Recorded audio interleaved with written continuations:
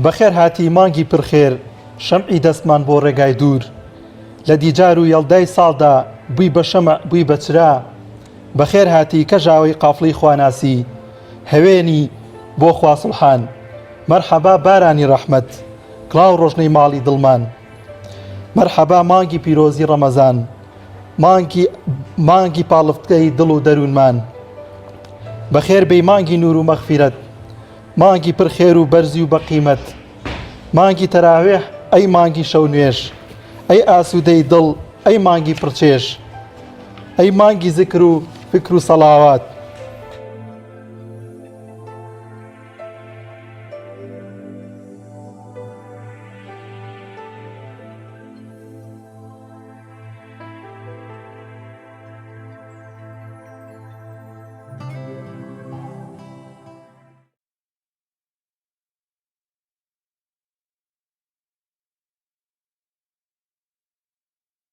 مانگی پرخێر شەمعی دەستمان بۆ ڕێگای دوور بەخێر هاتی یوسفی نێو دوانزە برا لە دیجار و یەڵدای ساڵدا بووی بە شەمع بووی بە چرا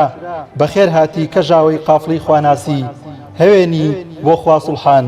مەرحەبا بارانی ڕەحمەت کڵاو ڕۆژنەی ماڵی دڵمان مەرحەبا مانگی پیرۆزی قورئان مانگی پاڵفتەی دڵ و دەروونمان بەخێر بەی مانگی نور و مەغفیرەت مانگی پرخێری و بەرزی و بەقیمەت مانگی تەراوێح ئەی مانگی شەو نوێژ ئەی ئاسوودەی دڵ ئەی مانگی پڕچێژ ئەی مانگی زیکر و فکر و سەڵاوات ئەی مانگی هەتی و مانگی هەژاران مانگی لێخۆشبوون بۆ تۆ و بەکاران بەخێر بەی مانگی خەزێنەی گەوهەر خۆشەویستەکەی دڵی پێغەمبەر سڵاوی خواتان لەبێت بینەرانی ئازیزی بەرنامەی پەیامی ڕۆژ سپاس و ستایش بۆ خوای گەورە کە جارێکی دیکە بە ڕەمەزانی شاد کردینەوە لە خوای گەورە دەپاڕینەوە کە ئەم ڕەمەزانش بێتە ماهی خێر و شادی و لابردنی هەموو ئەو دەرد و بەڵاو موسیبەتانی کە ڕووی لە وڵاتەکەمان کردووە ئازیزان لەم ڕەمەزانەدا بەرنامەکەمان جیاواز دەبێت لە ڕۆژان و ماکانی ڕابردوو بۆ پێیکە چەندین بەرنامە و تەوەری دیکەمان بۆ ئامادە کردوون پێکەوە بینەریان دەبین ئینشاءڵڵا. دانیا زۆر سپاس بەناوی خوای گەورە و میهرەبان ئازیزانم دووبارە سڵاوتان لێوێ ڕۆژوانانی خۆشەویست ئەو هیوایەین لە دەرونی ئارامیا بن ئەم مانگە بێتە مانگی پرخێر و خۆشی و ڕەحمەت دڵەکانمان ئارامتر بێنەوە دەروونمان هێورتر بێتەوە بتوانین دەرفەتێک بێ بۆ خۆداچوونەوە بۆ دروستکردنەوەی پەیوەندیەکی تونند و تۆڵ و بەهێز لە نێوان ئێمە و خاڵقی خۆماندا وەکو کاکە دانیار باسی کرد پرۆگرامی پەیامی ڕۆژ کەوا لە خزمەتتانە دەبیت بە شێوازێکی جیاوازتر کە تایبەت بە مانگی پیرۆزی ڕەمەزان تەوەرەکانی ئەم ڕۆژمان کۆمەڵێک بابەتین کەوا پێوەستن بە ژیانی موسڵمانان و وەروەها بە تایبەتی ڕەمانگی پیرۆزی ڕەمەزان کەوا هەوڵ دەدەین لەسەر کردنی تەراویح وەکو یەکێک لە سونەتە زۆر جوان و دیارەکانی مانگی پیرۆزی ڕەمەزان کەوا بە شێوەیەکی گشتی لە ساڵانی ڕابردوو لە مزگەوتەکانە تەراویح ئەنجام دەدرا بە شێوەی جەماعەت بەڵام ئێستاکە بەهۆی کۆمەڵێک ڕێنمایی تەندروستی و پابندبوونی هاوڵاتیان بە ڕێنمایەکانی حکوومەتی هەرێمی کوردستان لە هەمبەر خۆپارێزی لە کۆرۆنا ڤایرۆس مزگەوتەکان هێشتا دەرگاکانیان بە شێوەیەکی ڕسمی نەکراوەتەوە قسە لەسەر ئەوەکەین لە ماڵەکان تەراویح بکرێت لە شوێنێکی تر تەراویح بکرێت بۆ گفتوگۆکردن لەسەر کردنی تەراویح لە ماڵەوە میوانێکمان دەبێت لەو بارەوە قسە لەسەر کردن و ئەنجامدانی سونەتی پیرۆزی تەراویح دەکەین و لە تەوەرێکی تریشە هەوڵ دەدەین لەگەڵ لایەنە پەیوەندیدارەکان قسە لەسەر کاتی کردنەوەی مزگەوتەکان بکەین بە تایبەتی وەکو شاری سلێمانیکەوە تا ڕادەیەک پێشکەوتنەکانی خۆپارێزیەکان بەرەو پێش چووە جۆرێک لە جۆرەکان جۆرێک لە کۆنتترۆلکردن جۆرێک لە زاڵبوون بەسەر کۆرۆنا ڤایرۆس ئەتوانم بڵێم پێوە دیارە بە هیلاکی هەموو لایەک توانین بڵێن دۆخەکە تا ڕادەیەک هێورە بەشێکی زۆر لە ماڵ و بازاڕەکان کراونەتەوە ئەمە تەوەرێکی تری بابەتەکەمان دەبێت یەک دوو تەوەری تۆمارکراویشمانێ لەسەر دروستکردنی شیرینی ئەوانە کە دەداتە لە مانگی پیرۆزی ڕەمەزانە ئەوە هاوڵاتیان لە ماڵەوە بۆ خۆسەرقاڵکردن و وەروە بۆ سوود وەرگرتنیان لە شەوان سوودیان لێوە دەگرێت. هەڵازان سەرەتا دەچین لای کەش و هاوزارین پلەکانی گەرما چەنددا بۆ پێکەوە بینەری دەبین.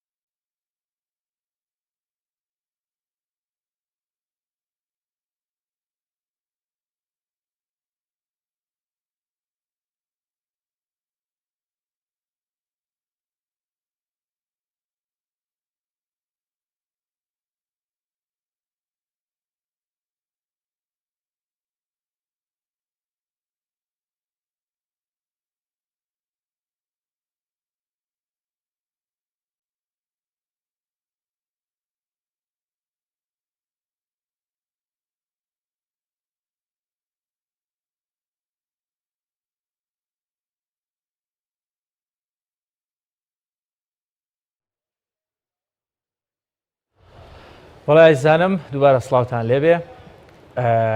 وەک دەزانن نرخی دراوەکان یەکێکی ترە لەو بابەتانە کە ئێستا کە دوای ئەوەی هێوربوونەوەی تا ڕادەیەک بازار وە گرکردنەوەی بازارەکان گرنگی پێدەدرێت بزانێ واڵ و گۆڕە خێرایانەی کەوا لە نرخی دراوە ڕوویان داوە کامانن.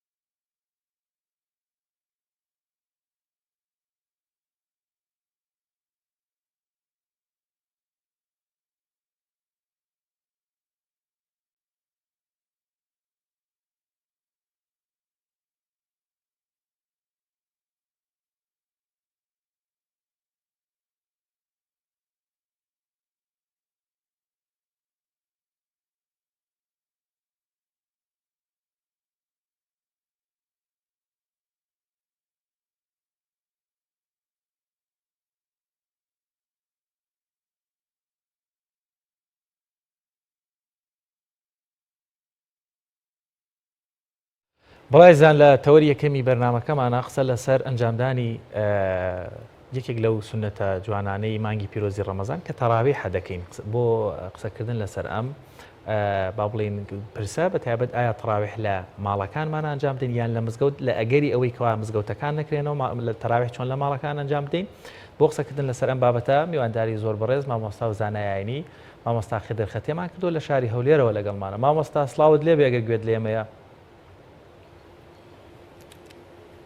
سڵاوی خوا لە ئێوەش. زۆر باشە مامۆستاگیان تەراویح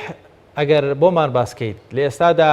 لە ماڵەکانەوە ئەنجامی بدەین یان لە مزگەوت لە کاتێکە هێشتا دەرگای مزگەوتەکان بە شێوازێکی یاسایی نەکراونەوە ڕەنگە لە حەوشەی و لە نزیک مزگەوتەکان قەرەباڵخیوانە دروست بێت ڕێنمایی بەڕێستان یاخود دیدگای شەرعی بۆ ئەم حاڵەتە چۆن خوێندنەوەی بۆ دەکەن؟ بسم الله الرحمن الرحيم الحمد لله رب العالمين والصلاة والسلام على سيدنا محمد وعلى آله وأصحابه ومن والاه من سرتا خوای گەورە پاداشتان بداتەوە و دەستخۆشی ئەو بابەتە و ئەو بەرنامەتان لێ دەکەم. ئازیزان و خۆشەویستان بۆ وەڵامدانەوەی ئەم پرسیارە دیارە شک و گومان لەوەدانیە کەوا نوێژی تەراویح سونەتەکە لە سونەتەکان و هەروەها دیارە خەرچی میلەتی خۆمان میلەتێکی موسڵمانە تەقریبەن ساڵەهای ساڵە دەقی بەوە گرتووە کە نوێژەکان لە مزگەوت ئەنجام بدا نوێژی تەراویح لە مزگەوت ئەنجام بدا. بەرێ بە تەئکید مزگەوتەکانی ماڵی خوا شوێنی گەورەنە ماڵی خوایە. بەڵام ئایا ئێستا کە لە زڵوفی ئێستا لە کاتی ئێستا کە دەرگای مزگەوتەکان داخراون مسلمانان دەتوانن لە ماڵەوە ئەنجامی بدەن و ئەجر و خێر و پاداشتیان دەگاتێ بە تەئکید. بۆیە داوا لەسەر جەم مسلمانان دەکەین کەوا تا مزگەوتەکان دەکرێنەوە کە زۆر زۆر کەمی ماوە ئینشاءالله بتوانن لە ماڵەکانیان خۆیان بکەنە بە ئیمام وارووا خێزان و منداڵەکانیشیان ببنە مەئموم نوێژیان لە دوو بکەن ئەجر و پاداشیان دەگاتێ. هیوادارم کەوا ئەو سونەتە گەورە ئەو خێرە گەورە بە هیچ شێوەیەک لە قیسەخۆیان نەدەن چونکە پێغەمبەری ئەکرەم صلى الله عليه وسلم لفرمایشتێکدا کە متفق عليهە واتە بوخاری و مسلیم ڕیوایەت دەکەن دەفەرمێ من صام رمضان هەر کەسێک لە ڕەمەزانێدا بە ڕۆژی بی قام يعني نوێژی تەراویح بکە شەو نوێژ بکە غفر له ما تقدم من ذنبه خوای گەورە لەسەر جەم گوناهەکانی خۆشەبی. بۆیە نوێژی تەراویح لە مزگەوتێ ئەو شیعار و دروشمە دەکرێت ئینسان دڵی پێخۆشەبی بەڵام کە ئێستا دەرگای مزگەوتەکان داخراون هەتا دەکرێنەوە کاتێکی زۆر کەمی ماوە ئینشاءالله با لە ماڵەکاندا نوێژەکانیان ئەنجام بدەن بە هیچ شێوەیەک لە قیسەخۆیان نەدەن. و کاتی نوێژی تەراویح پێم خۆشە مسلمانان ئاگادار بن کەوا لە دوای نوێژی عیشاوە ڕادەست پێ دەکا هەتا وەکو مەلای سبەینێ بانگەدا هەتا وەکو موئەزین لە نوێژی بیانی بانگەدا لەو کاتەی هەموو ئەتوانن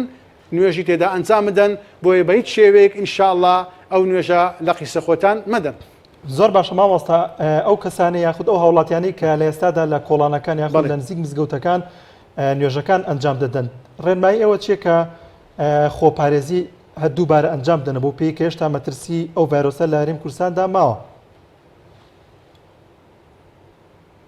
بەڵێ والله جا طبعا ئێمە وەکو مسلمان پێش ئەوەی کەوا تەوجیهاتمان لە حکوومەت لە وەزارەتی تەندروستی بۆ بێ ڕێنمایی و تەوجیهاتمان لە کە خوای پەروەردیگار بۆ هاتووە سبحانه وتعالى دەفەرمەیە ئەیها الذین آمنوا ئەی ئیمانداران خذوا حذرکم ئاگاتان لە خۆبی خۆتان بپارێزن. طبعا ئاینی پیرۆزی ئیسلام ئەو ئاینەیەکەوە ئاگادارمان ئەکاتەوە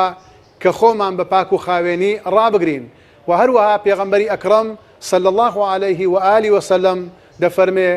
الطهور شطر الإيمان دەفەرمێ پاک و خاوێنی نیوەی ئیمانە، یعنی ئەگە سەتان پەنجای پەرستشەکان بی عیبارەتەکان بی ئەوە پاک و خاوێنی پەنجایە، یعنی ئەگەر ئیسلام بکێ نیوە نیوەی پاک و خاوێنیە. بۆیە ئەبێ مسلمانان لە هەموو کەس زیاتر خۆیان بپارێزن لە پیسی لەو شوێنانی کەوا پیسن. ئینسانی مسلمان پاک و خاوێنە دەبی لەو شوێنانش عیبادەت بکە کەوا پاک و خاوێنن. تەنانەت شەریعەتەکە پێمان دەرێ هەر شوێنێک کە پیسبی عیبادەتی تێدا دروست نابی، بۆیە دەبی لەو ئەوە شوێنانی کەوا پیسن عیبادەتی تێدا ئەنجام نادەین و ئەگە عیبادەتیش لە شوێنێکدا ئەنجام بدەی دەبی شوێنەکە جوان جوان پاک و خاوێن بگرێتەوە ئەنجا عیبادەتی تێدا ئەنجام بدرێت. زۆر باشە مامۆستا، ئێمە هەر لەمڕۆ با بڵێن میوانێکمان دەبێت کە قسە بەڕێوەبەری گشتی ئەوقاف و کاروباری ئاینیە لە پارێزگای سلێمانی کە پێ دەچێ وادەی کردنەوەی مزگەوتەکان ئەگەری هەیە ڕابگەێنێ کە چەند ڕۆژانێکی کەمیش بەیانی کەمی ماوە. ڕێنماییت بۆ دڵودەرونی ئەو هاوڵاتیانەی کەوا ڕاهاتوون بە جەماعی تەراویح لە مزگەوتەکان بکەن بۆ ئەوەی ئێمەی مسلمان هەمیشە نمونەی جوان و هەمیشە پێشەنگی کۆمەلگا بووین بۆ هەموو لایەنەکان کەوا بە خزمەتی مرۆڤایەتی کردو بۆ ئەو ماوە کەمەی ماوە بۆی دڵودەرونیان هێور بێتەوە دیدگای شەرع کە لە ماڵەکانی خۆشیان تەراویح بکەن هیچ فەرقی نییە لەگەڵ وەکو بەڕێستان باشتان کرد لەگەڵ خانەوادە و مناڵەکانی خۆشیان نوێژی تەراویح بکەن هەمان خێر و هەمان حەسەنەی مزگەوتێکیان دەست دەکەوێت. بەڵێ وڵا بەتەکید ئەو نوێژەکی سنەتە، نوێژەکی واجب نییە. ئێمە نەک خەڵک قسەکانی ئێمە بەوە لێک بداتەوە کەوا کەم و کوڕیەکان و عیبەکانی حکوومەت پینە بکەین. نەیک بەیت شێوەیەک ئێمە لەگە زوڵم لەگە غەدر لەگە ئەوەی دانینە کەوا مەعاشی خەڵک بخورێ کەوا غەدر لە خەڵک بکرێ کەوا عەدالەتی نەبی. بەڵام یەک شتێ لە گۆڕێ مسلمان چەندی پاک و خاوێنبی هەرکەمە، مسلمان چەندی ئیلتیزامات بە ڕێنماییە تەندروستیەکان بکە هەرکەمە، هەتاوەکو ئەو لاشەی ساغ و سەلامەت بی چاکتر و باشتر عیبادەت تێدا ئەنجام بدا. تەنانەت هەر لۆ ئەوەی قسەی پشتگیریکردنی قسەی جەنابەت مامۆستا عەبدوڵڵا هەرتەلی ڕەحمەتی خوای لێبی کە لەو ماوانە وەفاتی کرد کتێبێکی هەیە مینهاج کەوا تەرجەمەی کردیا. طبعا لەوێ قسەی زۆر جوان باز دەکات، دەڵێ هەر کەسێک ببیتە سەبەبی ئەوەی لە مار و منداڵەکە هەموو نوێژی بە کۆمەڵی لەگە بکە نوێژی بە جەماعەت بۆ ئەو کەسە خێرترە. ئەو مامۆستا عەبدوڵڵا هەرتەلی لە کتێبەکەی باس دەکات. بەڵام ئەجر و پاداشتی مزگەوتی ئەکجار زۆرە، ناتوانین ئێمە ئەجر و پاداشتەکانی ماڵی خوددا مەقارەنە بکەین بەرامبەری مارێ. نوێژی سنەت پێغەمبەر صلی الله علیه وسلم نوێژە سونەتەکانی لە ماڵێ کردووە، نوێژە سونەتەکانی لە ماڵێ ئەنجام داوە. ئیلا یەک نوێژی سنەت لە مزگەوتێ خێرترا ئەویش سەڵات و ضوحا. تەنانەت زانایان دەفەرمون کەوا نوێژ لە بەیت نوێژی سنەت هەمە بەستمەیە نوێژی سنەت لە بەیت بەسەندیە بە 100,000 و هەروەها نوێژی سنەت لە مزگەوتی پێغەمبەر صلی الله علیه وسلم طبعا نوێژ لە مزگەوتی پێغەمبەر بە 1000 ولا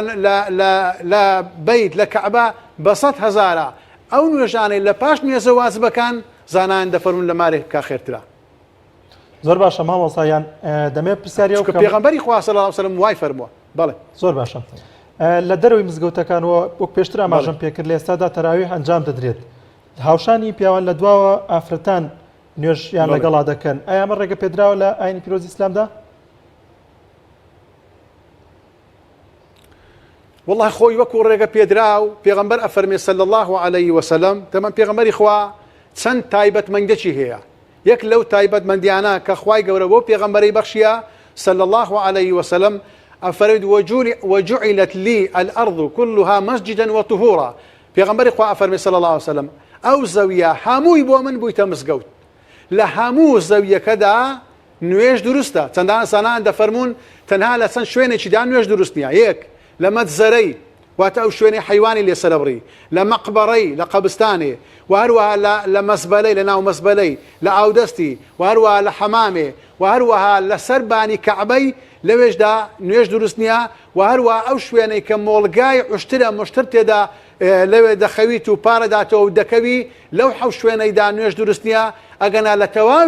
لە تەواوی شوێنەکاندا نوێژەکان دروستن، عیبارەتی تێدا دروستە. بەو مەرزەی ئینسانەکە خۆی و جلوبەرگەکەی پاک و خاوێنبی و شوێنەکەش پاک و خاوێنبی نوێژ دروستە. بەڵام ئایا ئەو خەڵکە بۆوە دەکا عەقوێ ئێوە ئەو پرسیارە بکەن، ئەو خەڵکە بۆوە دەکا، ئەو خەڵکە لە ڕەتفعل وە دەکا لەبەرەوەی دەرگای مزگەوتەکانی لەسەداخراوە. بۆیە کاتێک کە خەڵک دەبینی ساڵەهای ساڵە دەقی بەوە گرتووە کە نوێژەکانی تەراویح بە کۆمەڵ و بە جەمەعات لە دوو مامۆستای ئاینی بکا کە ئیمام و پێشەوایەکی هەبی لە مزگەوتی ماڵی خوا، ئێستا دەرگای مزگەوتەکان لەسەر خەڵکەکە داخراوە، خەرکەکە ئەوە لە ڕەتفعل وە دەکا، ئیمانەکە پاڵی پێوە دەنێ. بۆیە دەبی کاربەدەستان، دەبی حکومەت، وەزارەتی ئەوقاف، تەندروستی بێنە سەر خەڵک زۆر بەجددی هەتاوەکو بەدیل بۆ ئەو بدۆزنەوە کە مسلمانان لە کوچە و کۆڵانەکان نوێژ نەکەن، بەرکو لەو شوێنانە نوێژ بکەنکەوە پاک و خاوین و تەندروستن. زۆر باشە مامۆستا، من پرسیارێکم هەیە. ئەم پرسیارە تایبەتە بۆ کۆمەڵێک کەسی ناو کۆمەلگا. دەبینی ڕەنگە چەند ڕۆژی داهاتوو مزگەوتەکان بکرێنەوە و مسلمانان لە مزگەوتەکانە تەراویح بکەن، بەڵام کۆمەڵێک کەس هەیە کە ڕۆژگارێک بەردەوام لە مزگەوتەکان تەراویحیان کردو، بەڵام ئێستاکە لەبەر تێکچوونی باری دەرونیان لەبەرەوەی ناساغن، ڕەنگە قاجەشیان هەبێ، پشتێشەیان هەبێ، چ لە ئافرەتان چ لە پیاوان، نەتوانن بە جەماعەت بچنە مزگەوتەکانەوە، وەروە ئەو هەستەی کە پێشتر هەیان بوو، ئەو توانایی کە پێشتر هەیان وە لە عیبادەتە بەو شێوەی بیکەن. پەیامی شەرع، پەیامی بەڕێستان وەکو زانایەکی ئاینی، قسەیەکی دڵخۆشکەر بۆ دڵ و دەرونی ئەوانەی کە ڕۆژگارێک پێیان لە جەماعەت بوون، بەڵام ئێستاکە ناتوانن بە هەر هۆکارێک بێ بچنە جەماعەتی مزگەوتەوە. دیدگای شەرعی هەستی ئەوانە خێر و خێری حەسەنەی ئەوانەش چۆنیە؟ زۆر چاکە. ئێوە ئەو پرسیارە ئاراستەی من دەکەن، ئەمنش ئەو پرسیارە ئاراستەی پێغەمبەر دەکەم صلی الله عليه و آله وسلم وەڵامان دەداتەوە. پێغەمبەری خوا ئەفەرمێ صلی الله عليه وسلم دوو کەس لەو کاتەی کە ساغ و سەلامەت بووینە عیبادەتیان کردووە، یەکیان ئەوەی کە نەخۆشە، دووەمیان ئەوەی مسافیر و ڕێبوارە. ئەوەی ڕێبوارە عەتا لە سەفەری دەگەڕێتەوە، هەر نوێژەکی سونەتی کردووە خوای پەروەردیگار لۆی دەنووسی. و ئەو کەسەی کەوا نەخۆشیشە کە لە مارێک کەوتووە، نوێژی تەراویحی پێ ناکرێ، جومعە و جەماعاتی پێ ناکرێ، خوای پەروەردیگار بەبێ ئەوەی بێتە مزگەوتێ هەموو تەراویح و نوێژ و سونەت و هەموو شتەکانی بۆ دەنووسی. ئەوە موژدەی پێغەمبەرە صلی الله عليه وسلم بۆ ئەو کەسانی کەوا نەخۆشن. زۆر باشە مامۆستا، بۆی کاتەکەمان زۆر نەماوە، دەرفەتیش بۆ بەڕێستە بێ پەیامێک لە مانگی پیرۆزی ڕەمەزان، وەک دەزانیمە لە سەرەتای مانگی پیرۆزی ڕەمەزانین، بۆ مسلمانان لە عیبادەتکردن، لە نوێشکردن، لە هەڵسو کەوتکردن، لە سوود وەرگرتن لە مانگی پیرۆزی ڕەمەزان بۆ بخۆ داچوونەوە و بۆ دڵ و دەروون خاوێنکردنەوە لەگەڵ دەرودراوسێ لەگەڵ خێرکردن، پەیامت بۆ مسلمانان بەگشتی و بەتایبەت مسلمانانی کوردستان بەتایبەتی ئەوانەی گوێیان لێمانە؟ وەڵام من لەو کەناڵی ئێوە جارێ هەتا لە بیرم نەچووە پیرۆزباییەکی گەرم و دەستخۆشێکی گەرم لە کەناڵی ئاسمانی پەیام دەکەم کە لەو کاتێ ڕابردوودا کە ئەو نەخۆشیە هاتووە هەتاوەکو ئێستا بە شێوەیەکی زۆر معتەدیلانە مام ناوەندیانە ئەو پرۆسەیان بەڕێوە بردووە، لەلایەکی ڕێنمایی ئیمانیان دایتە خەڵکی، دڵی خەڵکیان ئارام کردوتەوە، لەلایەکی دیکە ڕێنمایی پزیشکی و ئینسانیان دایتە خەڵکی، ڕێنمایی ئیمانی و ڕێنمایی ئینسانی دایتیانە خەڵکی. پڕ بەدڵ دەستخۆشیتان لێ دەکەم. تەنانەت کەناڵەکانی دیکە کە ناویان نایێنم خەرجیان پسان بوو، خەرجیان تۆقاندە بوو، وەڵڵاهی کابرا هەیە تەلەفۆنی وە کردم مامۆستا دایکم مەلا نەمایە، شێخ نەمایە، دوعا نەما بۆی نەکەین، ڕۆژێ 100 جار دەستنوێژ ڕەگیتەوە دەرێ ئێستا تێک چۆ لەبەرەوەی هەندیان باسی ئەو کۆڕۆنایە کردیا ئەو ڤایرۆسە بۆ کردیا هەندیان بە ترسناکی باس کردیا ئێستا فەرموو ئەو ئافرەتە تێک چووە دەبی چەند کەسی دیکە تێکچی بوون بۆیە من دەستخۆشیتان لێ دەکەم کە خوای گەورە بە جوانترین شێوە پاداشتان بداتەوە کەوا دڵ و دەرونی خەڵکیتان خۆش کردووە ئەوە دەستخۆشێک بۆ جەنابتان وەڵامی جەنابتان ئێستا بدەمەوە پەیامم چییە بۆ مسلمانانی کوردستان پەیامیشم بۆ سەرجەم مسلمانانی هەرێمی کوردستانە و مسلمانانی جیهان بەگشتی و هەر مسلمانێک کەوا گوێی لە دەنجی ئێمەیە لە هەر شوێنێکە یەکەم شت ئەم ڕەمەزانە ڕەمەزانی گۆڕانکاریە چۆن ڕەمەزانی گۆڕانکاریە پێغەمبەری خوا ئەفەرمێ لە ڕەمەزاندا 8 دەرگای بەهەشتێ دەکرێتەوە 7 دەرگای جەهەنەمێدا دەخرێتەوە وتفتح أبواب السماء درجاكاني أسمان دكرينوا وبيغمبر أفرمي وتفتح أبواب الرحمة درجاكاني الرحمة لرمضان دا دكريتوا الشيطان دا بستريتوا كواتا قران كاري بسر زبي وأسمان دادي بوي إمش دبي قران كاري بسر خومان دابينين بيغمبر إخوة أفرمي صلى الله عليه وسلم هركسيك جبريل دعاي كد قوتي أي محمد صلى الله عليه وسلم هركسيك رمضان دي أو دا عبادت ناكا أو دا قران كاري بسر خودا نايني خوالي خوش بي بێبەش بی لە ڕەحمەتی خوای پەروەردیگار ئەمینی ئاسمان دوعا دەکا ئەمینی زەوی دەڵێ ئامین دەبی لەوەی ئاگامان لێبی ئەگەر مسلمان گۆڕانکاری لە عیبادەتەکانی خۆی نەکا زەرەرمەندە پێغەمبەری خوا ئەفەرمی ئینسانی مسلمان نابی دوو ڕۆژی وەکو یەکبی کەواتە نابی دوو ڕەمەزانیشی وەکی یەکبی چونکە ئێمە ڕەمەزان بە ڕەمەزان لە مردن بەنێزیک دەکەوینەوە کەواتە دەبی ئەو سەفەرەمان لە پێشە زاد و زەخیرەمان زۆر پێوی دەبی ئەو کەسەی کەوا زانا و عالیمە ئەو کەسەی کەوا کتێب دەخوێنیتەوە زیاتر کتێبان بخوێنیتەوە ئەو مامۆستایی کەوا ئاینیە دەبی زیاتر مزگەوتەکەی گەرم و گوڕکە زیاتر وتارەکانی گەرم و گوڕکە بەخۆی دابچیتەوە دەبی لەگە جیرانەکانمان زیاتر چاکتر و باشتر بین کاتێ ئێواران شیو لێ دەنین تۆزێک ئاوی زیاتر تێکە هەندێک برنجی زیاتر تێکە وەکو دەستوری باب و باپیرانمان کە خوالیان ڕازی بۆ ڕەحمەتی خوایان لێبی لەسەر سنەتی پێغەمبەر بووینە صلی الله علیه وسلم ئەگە قاپێکی گسکەش بە بۆ جیرانەکەیان دەنار گۆڕانکاریمان دەی بەسەردا بێ پێشترکەوە جوێنمان داوە بە زوبانەکانمان دەبی زوبانمان بگرین کەوا گوێمان لە شتی خراپ ڕاگرتووە دەبی ئێستا گوێ لە شتی چاک و باش ڕابگرین کە قسەی خراپمان کردووە دەبی ئێستا قسەی چاک بکەین دەبی گۆڕانکاری بەسەر دڵ و دەروونمان دابینی بەسەر کۆڵان و بازارمان دابینین لەبەرەوەی دەبی ئەمە ئەگەر هەرچ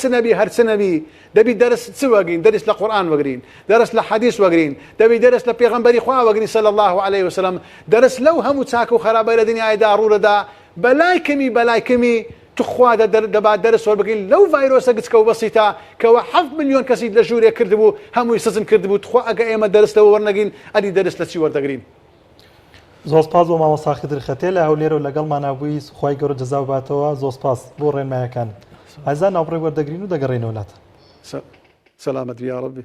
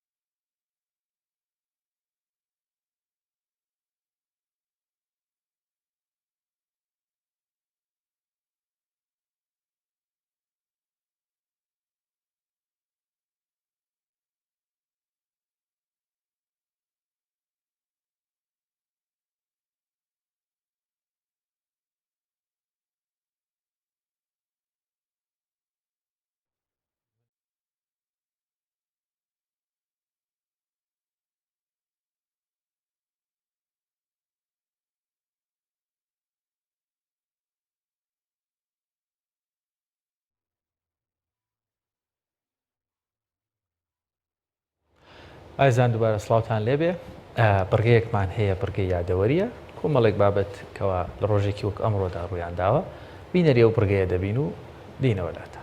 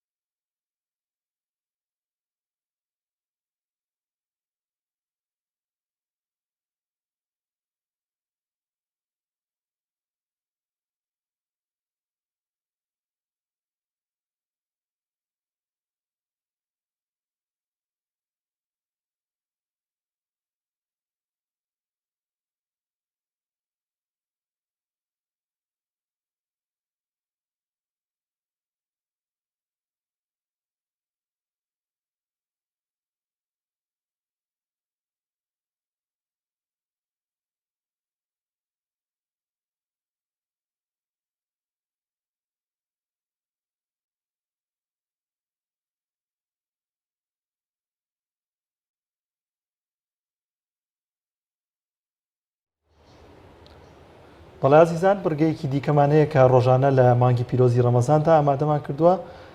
خاتون زار نەسرەدین ئەویش بڕگەی خواردن و دروستکردنی شیرینیە پێکەوە بینەری و بڕگەیە دەبین.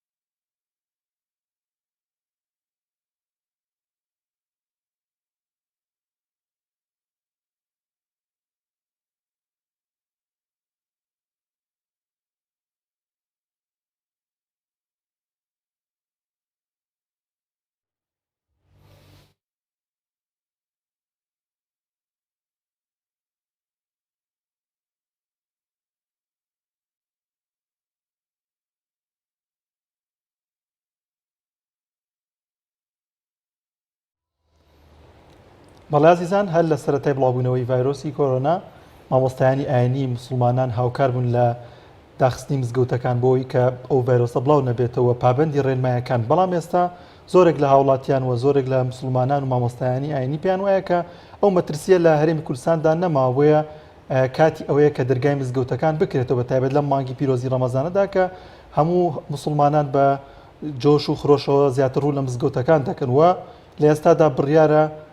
لە چەند ڕۆژی داهاتوودا دەرگای مزگەوتەکان بکرێتەوە بۆ قسەکردن لەسەر ئەم بابەتە میوانداری زۆر بەڕێز حاجی فەریدون غەریب بەڕێوەبەری ئەوقاف و کاروباری ئاینی سلێمانیمان کردووە کاک حاجی سڵاوی خوارد لێبێ سپاس بۆی کە میوانی بەرنامەکەمان بوویت دەپرسم لە پرسیارێکی هاوڵاتیانەوە دەست پێ دەکەم کە سڵاوی خوا لێوەش زۆر سپاس دەپرسم کە لە ئێستادا مەترسێکی ئەو تۆ نەماوە لە هەرێمی کوردستاندا ئایا کاتی ئەوە هاتووە کە دەرگای مزگەوتەکان بکرێتەوە؟ بەناوی خوای بەخشندەی میهرەبان سەرەتا پیرۆزبایی هاتنی مانگی پیرۆزی ڕەمەزان لە موسڵمانانی جیهان و کوردستان و لە ئێوە و لە خۆمان ئەەکەم بەڵێ مەترسیەکەم ماوە و تازە چەند کەسێک بە ڤایرۆسی کۆرۆنا تۆمار کراون بەڵام داواکاریەکی زۆر لەسەر کردنەوەی مزگەوتەکان هەیە داواکاریی جەماوەری هەیە و هەروەها داواکاری مامۆستایان هەیە و حاڵەتەکە گەیوەتە ئەوەی ئەو بڕیارەی کە حکوومەت یاوێتی بەداخستنی دەرگای مزگەوتەکان ئەشکێندرێت و مزگەوت کراوەتەوە خەڵک لە دەرەوەی مزگەوتەکان نوێژ ئەکا و لە ناو مزگەوتەکانە نوێژەکە و تەراویحیش ئەکا ئێمە لە چوارشەمەی ڕابردوودا لەگەڵ یەکێتی زانایان و لیژنەی باڵای ئەوقافی شاری سلێمانی لەگەڵ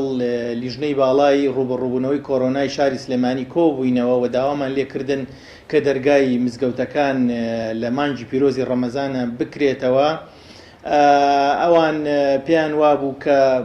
بە تایبەتی لایەنی تەندروستی مەترسیەکە زۆرە و ماویشە و لە بەریەکەوتنی و قەرەباڵغی ناو بازار و هەروەها ئەگەر مزگەوتەکانیش بکرێتەوە ئەو مەترسیانە زیاتر ئەبێ بەڵام ئێمە هەر ئەو کات پێمان وتن کە خەڵک لە مەترسی ڤایرۆسی کۆرۆنا تێناگا و پێی وایە کە شوێنەکان مادەم ئاسایی کراوەتەوە و بازارش کراوەتەوە ئەبێ مزگەوتەکانیش بکرێتەوە و ئێمە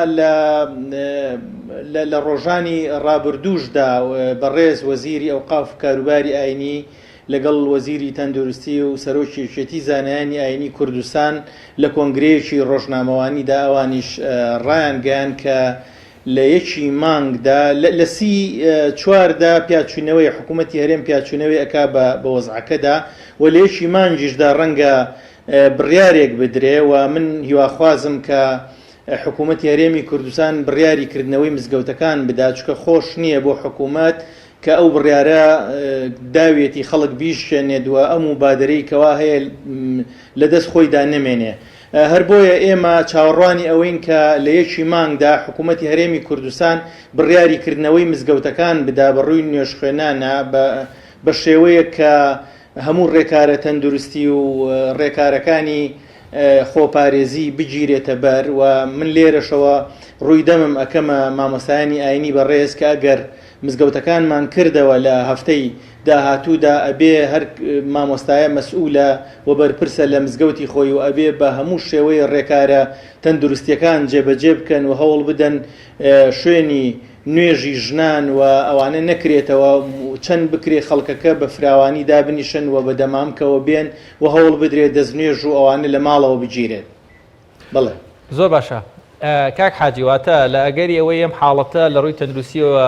بەو هیوایەن کە بەرەو باشتر بڕوا بەرەو خراپتر نەڕوا بەم شێوەیە مایەوە لە سەرەتای مانگەوە مابڵێن لە یەکی مانگەوە ئەوە زانیاریە لای بەڕێستان وەکو معلوماتێکی دقیق ئەیدەن کەوا دەبێ مزگەوتەکانیان دەکرێنەوە یان بۆ چوونی خۆتانە پێشبینیە بڕیاری کوێ یا بەس سلێمانی دەگرێتەوە یان ئەو پارێزگانی کە مەترسیان نەماوە؟ بەڵێ نەوەڵا مەترسیەکە لە هەموو شوێنێک ماوە بەڵام خەڵک لەم مەترسیە ناگا و من هەر لە سەرەتاشەوە پێم وابوو کە ئەبێ ژیان بەردەوام بێ بە کۆرۆناوە مەبەسم ئەوەیە کە ژیان بەردەوام بێ یعنی کار و کەسەبە و مزگەوت و ئیشوکارەکان بە خۆپارێزێکی زۆرەوە هەبێت و تاک اعتیماد بکاتە سەر خۆی خێزانەکان اعتیماد بکەنە سەر خۆیان لە مەسەلەی خۆپارێزیدا لەبەر ئەوە ئێمە لەژێر فشارێکی زۆران و بەشێک لە مزگەوتەکانمان کراوەتەوە یعنی مزگەوت ناکەینەوە هەفتەی داهاتوو هیچ مانایەکی نامێنێتەوە بۆ ئێمە ئەو کاتە کە مزگەوتەکانی تریش کرانەوە و ناکرێ ئەم ڕاکە بە دوای نوێش خوێنانە و مزگەوت داخە و مەیکەرەوە و ئەوانە بۆیە ئێمە ئەو هەنگاوە بە دروست ئەزانین کە لە هەفتەی داهاتووە و لە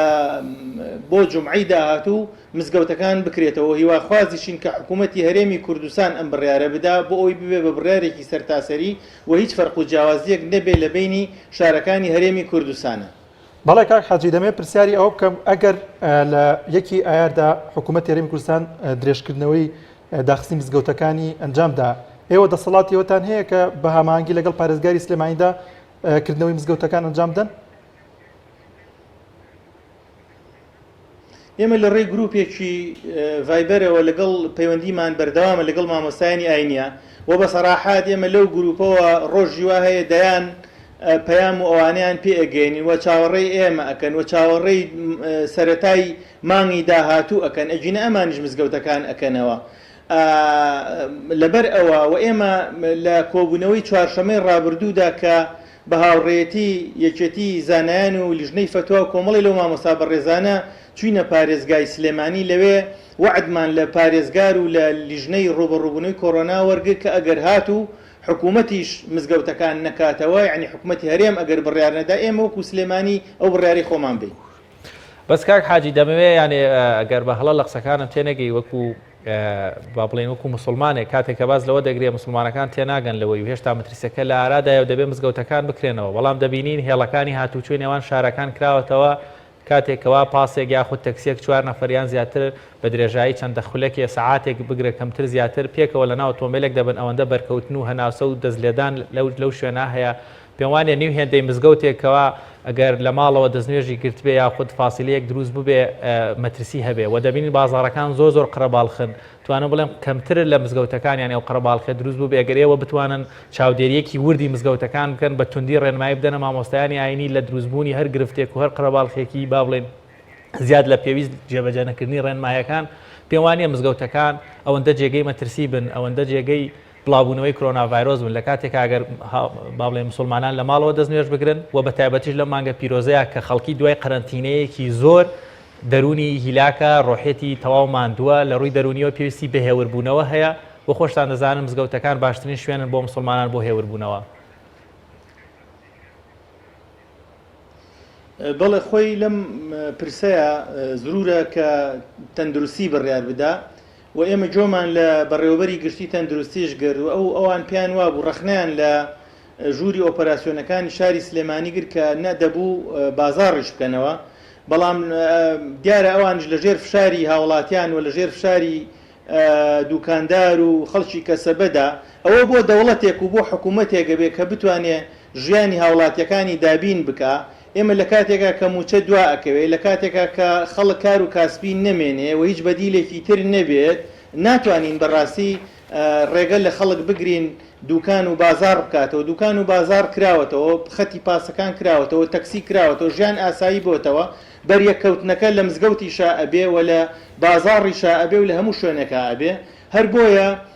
ئێمە ڕووی دەمی خۆمان ئەەکەینە هاوڵاتیان کە داوای کردنەوەی مزگەوت ئەکەن باشە با بە خۆپارێزیەوە بێنە مزگەوت و بەدەمامکەوە بێنە مزگەوت کە من پێم وایە ئەو خۆپارێزیە لە مزگەوتە زۆر زەحمەتە و ناکرێت بەڕاستی.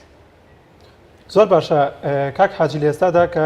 لە بەشێک لە کۆڵانەکان یاخود لە نزیک مزگەوتەکانە هاوڵاتیان دەبینین نوێژی تەراویح ئەنجام دەدەن ئێوە هیچ پابندبوون یاخود هیچ ڕێکارێکی یاسایی هەیە کە سزا بدرێن؟ وەڵام من لێرەوە پێیان ئەڵێم ئێمە لە هەینی داهاتووەوە ئیشەڵا هەوڵەین بەرەو ئەوە ڕوین کە مزگەوتەکان بکەینەوە بۆیە هەتا ئەو کاتە هەر مامۆستایەکی ئاینی سەر بە ئەوقاف و هەر مزگەوتێک قەدەغەکە بشکێنێ و مزگەوتەکە بکاتەوە و ڕێنمایەکان جێبەجێ نەکا بەڕاستی خۆی تووشی لێپرسینەوەکە بە هیچ شێوەیەک ئەو ڕێکارانی کە ئەوان گرتویانەتە بەر نوێشکردن لە دەرەوەی مزگەوت لەسەر جادەکان تەندروست نییە بە هیچ شێوەیە بۆ هیچ ڕێکارێکشیان جێبەجێ نەکردو. زۆر باشە لەکردنەوەی مزگەوتەکاندا ئینشاڵڵا لە ڕۆژانی داهاتوودا بکرێتەوە مەرج و ڕێنماییتان ئامادەیە کە بۆ نمونێ هاوڵاتیان ڕوو لە مزگەوتەکان دەکەن پابند بن بۆ ڕێنمایانە بۆ پێی کە هەمویان لە نزیکی یەکەوە نوێژەکەنەوەی لکاون بەیەکەوە ئایا هیچ ڕێنمایەکەی لەو بارەیەوە؟ من سەرەتا پێم وتی هاوڵاتیانی ئێمە بڕوایان بەم نەخۆشیە نیە لەبەر ئەوە ئەگەر تۆ ئێستا چوو بێتیتە بازار سەیرەکەی کەس دەمامک وە کەس ڕێنمایەکان جێبەجێ ناکە کەس خۆپارێزی ناکە کەس دەستکێشی لە دەسان نییە بۆیە لە مزگەوت شەم پێم وایە هەروابێ بەڵام ئێمە احتیمادمان لەسەر مامۆستا ئاینیەکانی خۆمانە ئەوانە بێت تیم دروستکەن لە مزگەوتەکانی خۆیانە و لە ڕێگەی ئەو تیمانەوە پێشوازی لە نوێژ خوێنان بکەن و هەوڵ بدەن بە دەمامک و بە دەستکێشەوە بێن و هەوڵ بدەن خەڵک دەست نوێژ بگرێ و اینجا بێتە مزگەوتەوە و هەوڵیش بدەن خەڵکەکە بڵاو ببنەوە لە ناو مزگەوتەکەیە یعنی شان بە شانی یەکەوە نەبێت. زۆر باشە کاک حاجی دەمەوێت دووشت بپرسم ئەگەر بە پێکەوە وەڵام بدەیتەوە بە شێوەیەکی گشتی کۆتا بڕیاریکردنەوەی مزگەوتەکان چ لە دەسەڵاتی و لە دەسەڵاتی حکوومەت لە ئەگەری یەکی مانگات دەکرێتەوە یاخود گۆڕانکاری بەسەردادێت دووش لە ئەگەری کردنەوەکەیە ئەگەر ئێوە بتوانن بە هەمانگی لەگەڵ مامۆستایانی ئاینی یاخود خێرۆمەنان پێم وانە حکوومەت خۆی بجەدابی ناکا بۆ مزگەوتەکان تعقیم و کۆمەڵێک با بڵێن پاکەرەوە لە مزگەوتەکانە هەبێ ئەو پاکەوە سەریعانە بەوەی لە ئەگەری بەکارنهێنانی دەستکێش و دەمامک بۆی زۆر گرفتی تەندروستی دروست نەبێدان با بڵین بەریەکەوتنەکان زۆر زیانیان نەبێت.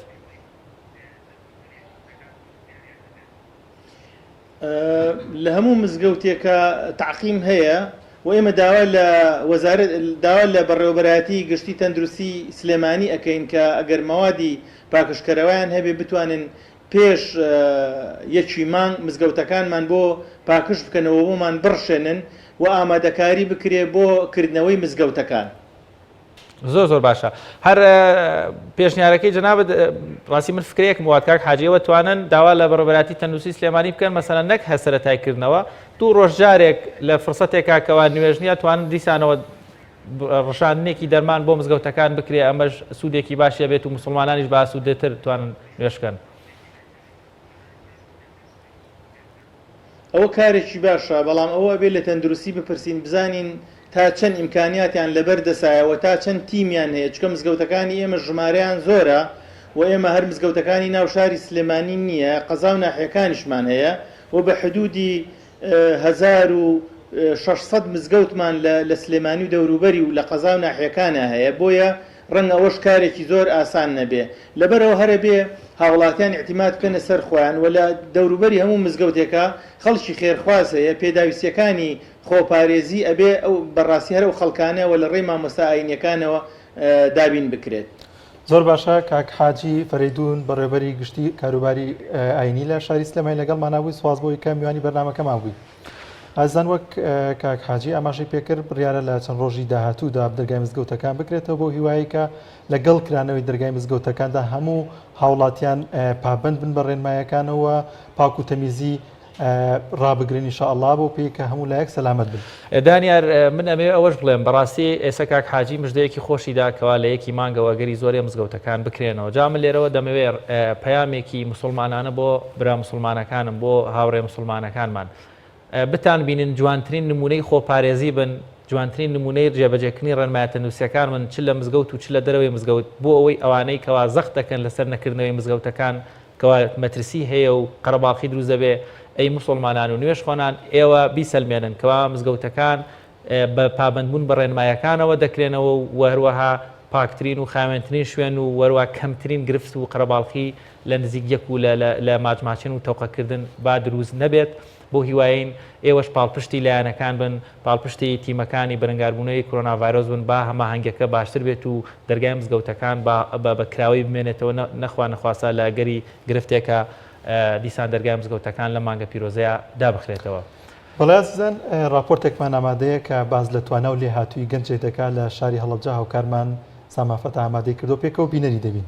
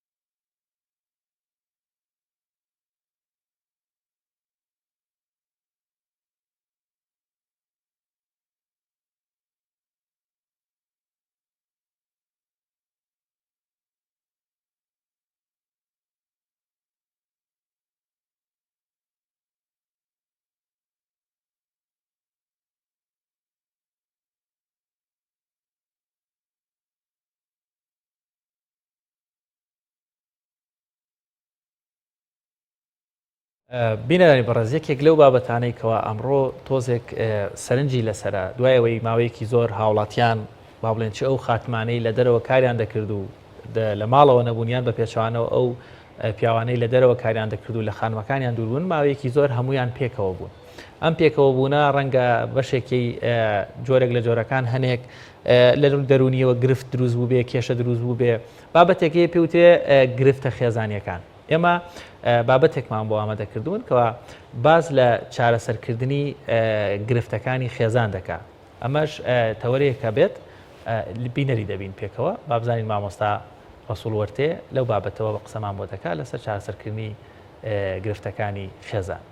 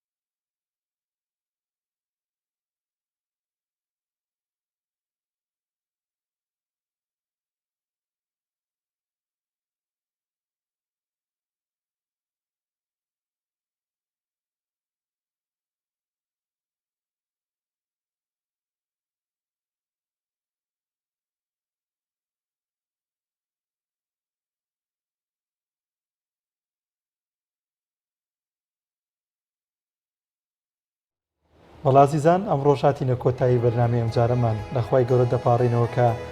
ڕۆژ و تاعاتمان قوبڵ بکات و تەندروستێکی باشمان پێ ببەخشە ئینشاءالله بە هیوای تەندروستێکی باش بۆ هیوایەوەی کە ئارامگرتن و توانایەکی باشمان هەبێت لەگەڵ ئەم ڕەمەزانەدا و سپاس تا ئێستەی کە تا ئێستا بینەرمان بوون لەگەڵ هاوکارم شوان و بە یارمەتی هاوکارم بەرنامەی ڕۆمان پێشکەشکردن تا بەرنامەیەکە بەخواتان دەسپێرین خواتان لەگەڵ